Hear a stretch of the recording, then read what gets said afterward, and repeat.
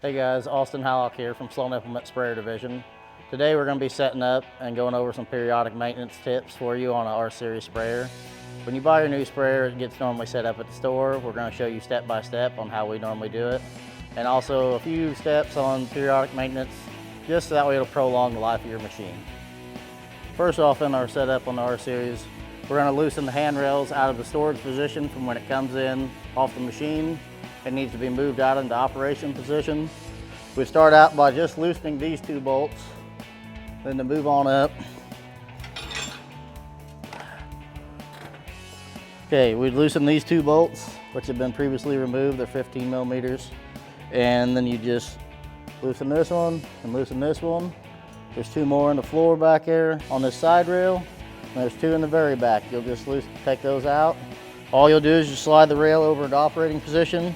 Put your bolts back in, tighten them down. You also need to move the boom railing. Just loosen the bolts, they're 18s, and then all you'll do is slide it out into operating position. Six bolts will line back up, tighten them down, and then you'll just bring the boom back in and set it back on the cradle.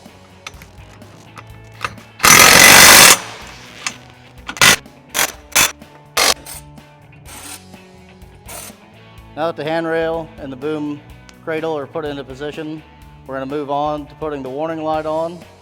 One thing you should also do is check with your service manager or store manager, whoever sold the machine, on getting a PO to make sure you get all customer options added onto the machine as well while setting up. One thing you want to do when setting up the warning light, you take out the light bulbs.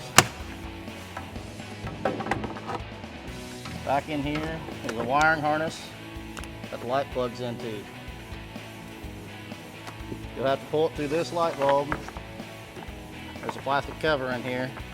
Put it through the hole. One thing I've always found best is to cut a circle inside the plug so that way your wiring will fit back in there and it's not just an open hole for weather to get into.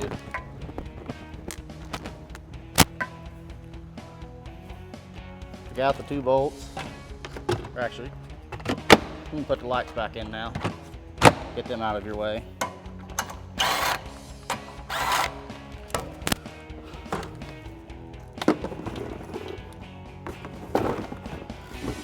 I've already put these together to save on time. There is an instruction manual with how to put them together. It's step-by-step page. It's pretty informational.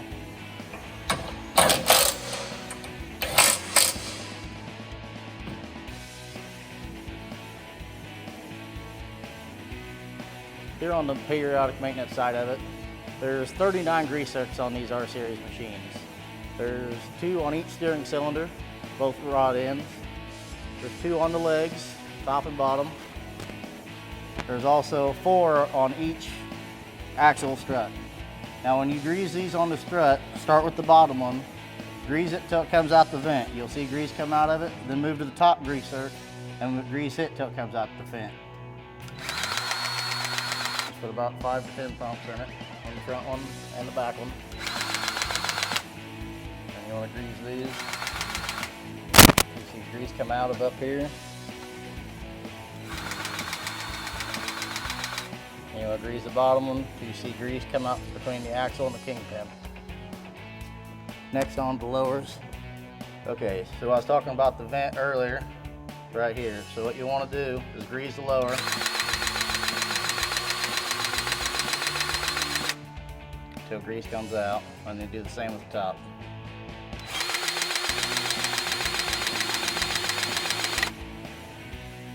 You see grease starting to come out of the vent. That's how you know your spindle's greased correctly. Okay, one grease zerk that a lot of people don't know is here. Is underneath the back of the oil pan. There's 2 13 millimeter bolts. You'll take them down. Take this shield down. Up here on the back of your dampener, where the drive shaft hooks up, there's a grease zerk on the U-joint. It is very hard to get to, but it is there. Your best way to know it's at the bottom is when you align the grease zerk back here in the middle of the shaft, which will show you here in a minute. On the very bottom, then you'll know it's pointed down and it's a lot easier to get to. All right, there's 2 grease zerks back here in the center. Center one I was talking about is right here in the middle for the slide of the drive shaft. It's got an arrow that points at it, which also lines up the drive shaft for if you ever have to take it out. Then there's also a grease zerk on the back U-joint. When the one in the center is pointed down, then you know your shaft is aligned to where both grease zerks, front and back, is pointed down in an easy position to grease. On this side, there's 3 grease zerks here. There's a tube for the top. There's 2 grease zerks here. It's the same on the top. There's 2 tubes over here on the side that you'll grease for the top. And then the bottom joint for the parallel arm has its own grease zerk on the shaft. Your other 4 grease zerks that we greased up front are right here. You grease the bottom still first and then the top. It comes out the vent. It is also the same on the other side. They're all in the same positions. One other step while you're back here greasing, there's 14 wheel bolts in here that hold your final drive on to the machine. They torque to 160 foot-pounds. One thing you always want to do is just go through, make sure that they torque off. If they spin any at all when you're torquing to 160, you need to call Sloan's because we need to double check, are the bolts stretching? Are they just backing out? We need to figure out before we have any issues. We'd hate for a wheel to come off while going down the road. Another part in your periodic maintenance, when it's first set up, go through, torque all the wheels. It's 400 foot-pounds. You'll want to torque the inners and the outers. Since this machine is on the ground, you'll want to do a star pattern back and forth across the machine. If it's picked up, you can just go in a circle. Everything, after the first 50 hours, you need to go back through and retorque them again to make sure they haven't loosened up. So, you're going to take it, set your torque wrench to 400. They will turn a little bit since they are big, but you really won't have too many problems with them.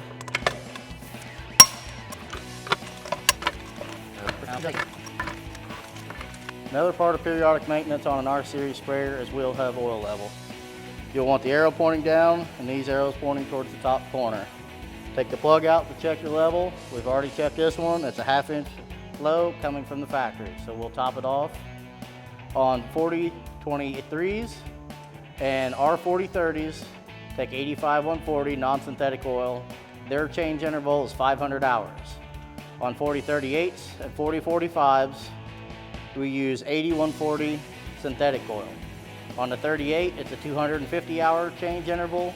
On the 45 is a 500-hour interval, like the 23 and the 30 is.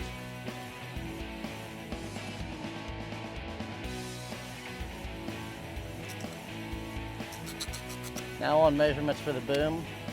One measurement for you out here is the breakaway spring. So where you check this at is between the spring and this knuckle. Should be between 1/4 and 1/2 inch. This one's right on 1/2 inch, so we won't adjust it. If you get it too loose, it'll want to break away when you're trying to fold up. If you have it too tight, if you hit something, then you're more likely to tear more things up. So you want to try to keep it about a happy medium between 1/4 and 1/2 inch. Don't go either side of either one of those. One other adjustment on the boom out here is to make sure that when you look down the boom, it is actually straight. There's 2 adjustment points. There's one right here for a stop for the breakaway if it's not straight with the outer boom. And the other adjusting point is right here from the inner boom to the outer boom to adjust it to make sure it's straight with the inner boom. You turn it in or out depending on which way if it's forward or backwards. Just adjust it till you look underneath and it's straight down the line. One other adjustment back here on the center frame. You want the top of the center section to be laying against the wear pad. If it's not, and you can see a space between here, what you can do is walk around to the back, which we'll show you in a minute, push down on the bar.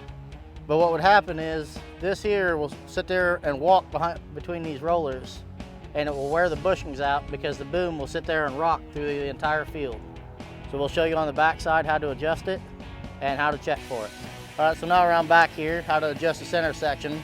So this one's actually adjusted so it'll be a little harder, but normally you just push down here and the bar moves pretty hard on this one. You gotta have a good force to push down.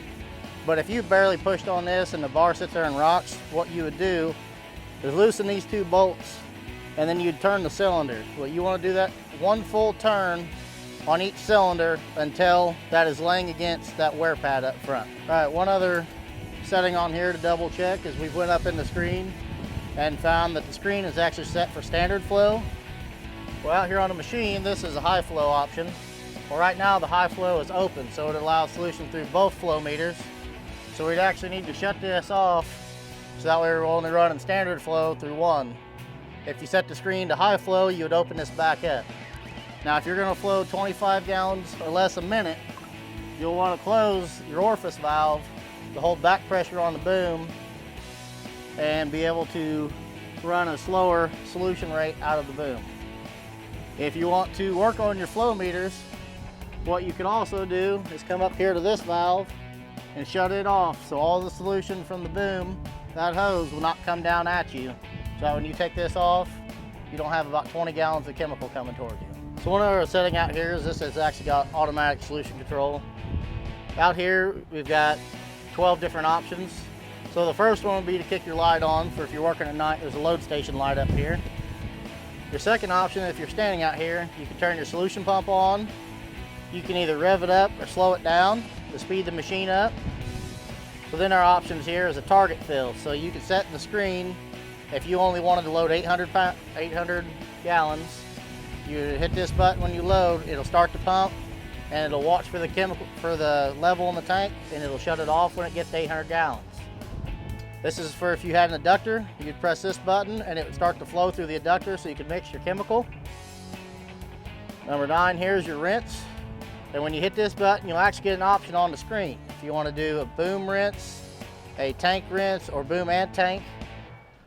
This one here, you would press this if you're going to pump, if you're going to push on with a tender truck, or you've got the option just to fill.